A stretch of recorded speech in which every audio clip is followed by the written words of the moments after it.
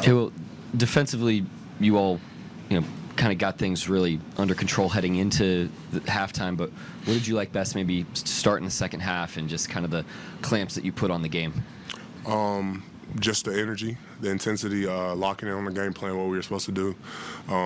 Defense is always a 5-on-5 thing. It's never 1-on-1 or 2-on-2, whatever it is. It's always 5 guys competing against the other 5. So I wish we would have finished a little bit better in that fourth quarter, but I think as a whole we had a pretty good defensive game. Jay, well, it looks like this year you're taking a lot more no-dip threes. Like, what's that progression been like for your game?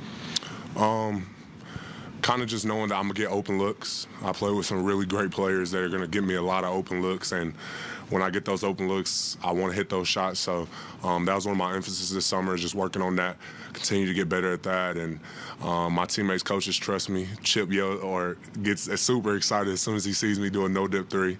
So I just try to be confident in shooting that shot. How important has he been in your development as a shooter in your pro career? A lot, for sure. I've had a couple workouts with Chip, a lot of touch shots around the rim, just working those things, and he's always kind of just told me, like, you get good around this area, it'll help you on the outside. Who else we got? Go ahead, Myron. Yes, please. Which is bigger for you, the 17 boards or the 11 assists? 11 assists, for sure. Why is that?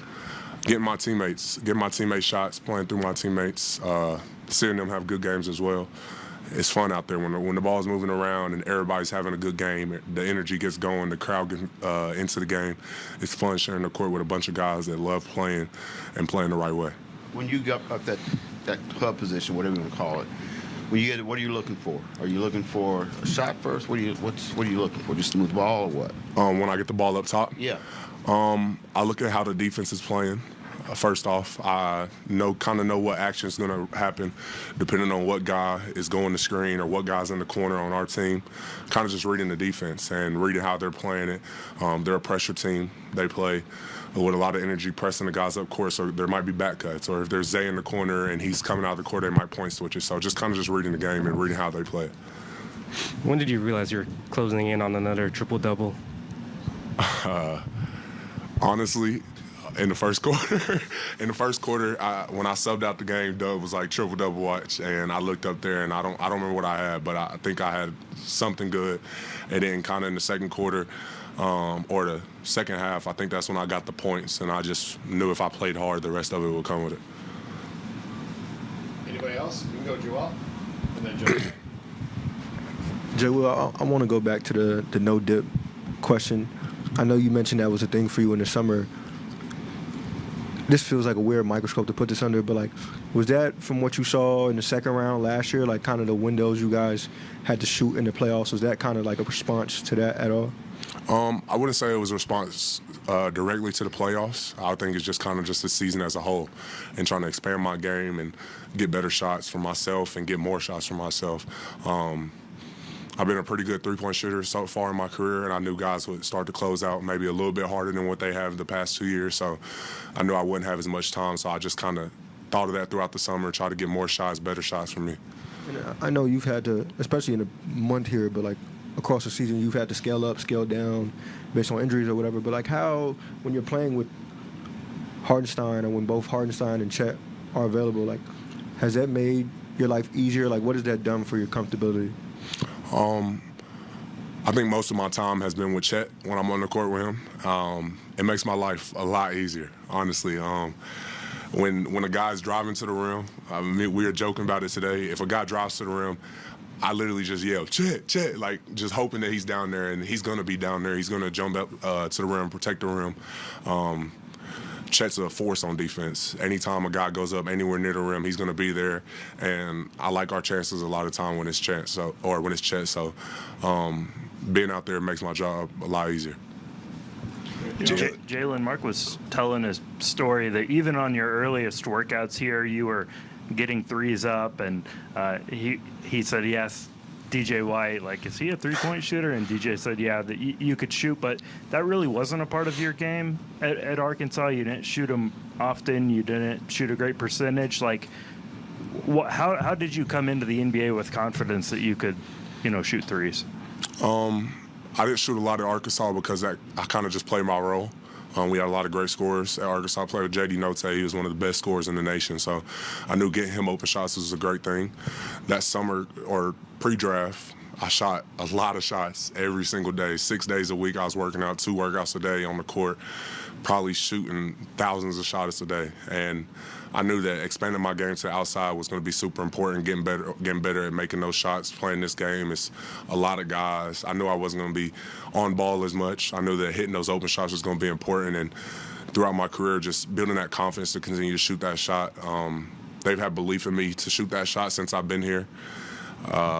And when you have the belief from your coaches and your teammates and the people around you to continue to shoot that shot, like, I have no choice but to believe in myself when I'm shooting those shots.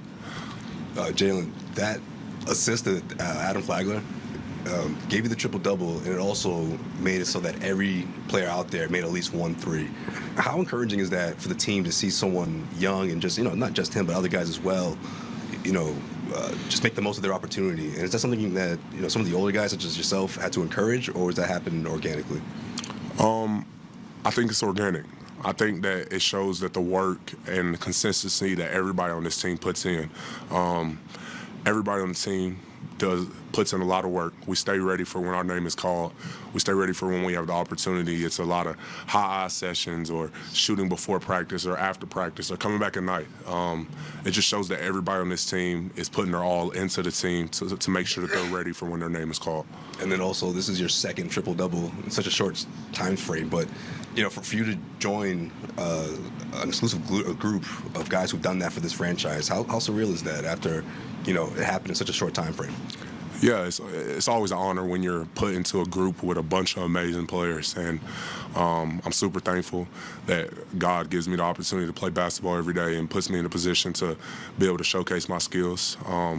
Regardless of what the opportunity is, I'm just going to go out there and play my game, bring energy to the team, and do whatever the team needs. Anybody else? Last one, y'all. Jay, well, it felt like the guys threw almost a gallon of water on the court trying to celebrate you after the game. And obviously, they did that the other week too. But I think Shea, the game you had in Memphis, Shea was saying something along the lines of, you've been this great teammate, and that's kind of like been a consensus. Why do you think guys are so eager to celebrate you? Like, what is it you've tried to do here that makes people sort of gravitate towards you like that? I wouldn't say it's just me. I think it's our team as a whole. Like, we're so connected as a team.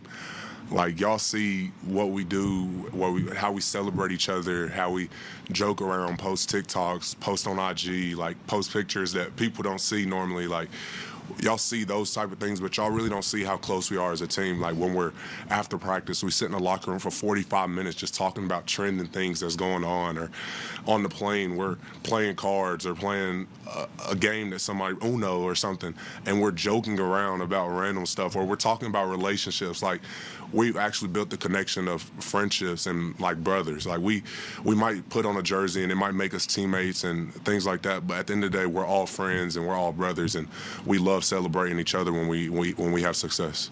Jay, well, Mark has a lot of sayings, at least to us, and one of them is like treating every player with a blank slate. And then you talk about how he's been pushing you to shoot more since you've gotten here. Whenever you see the actions follow up phrases like that, is it just easier to buy into them as a whole? For sure. Mark has been a fun coach to play for. He's always pushed me since the day that I got here to get better, work on my game, be ready for my name to get called. My first game back this year after coming from injury, I was standing on the sideline, and I told him, I was like, I'm not gonna lie, I'm a little nervous. And what he said back to me was, shoot the first look you get. So, like, that just kind of just shows the type of coach Mark is. He pushes you to be comfortable in any situation. And when you get the confidence from your head coach, like, I don't know if you, like, players understand how that feels. When you get the confidence from your head coach, like, it's the best thing in the world. Thank you, Jaylin. Cool.